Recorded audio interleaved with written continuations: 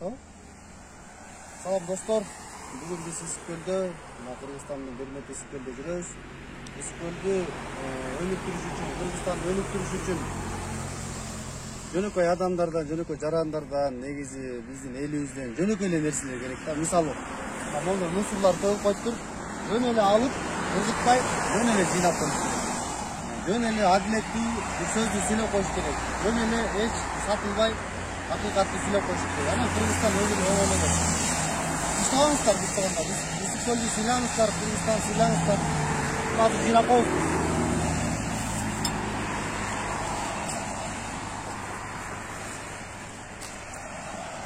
Акыркы урнага чыгып коебуз. Кыргызстан өнү көрсүн анда. Мусорду алып кетип атабыз азыр. Дагы жөнөкөй нерсе керек болот, достор.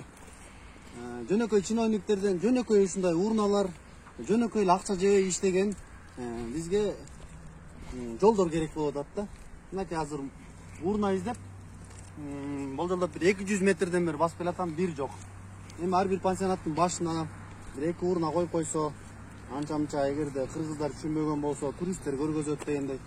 Сонун болмокто, ошон үчүн чиновниктер жөнөкөй эле нерселер кылып коелочу сураган силерден. Көлдүн чиновниктери, Чолпон атанын мэри же болбосо могул Сары Ойдун айыл өкмөтү. Мынакей жөнөкөй нерселер керек.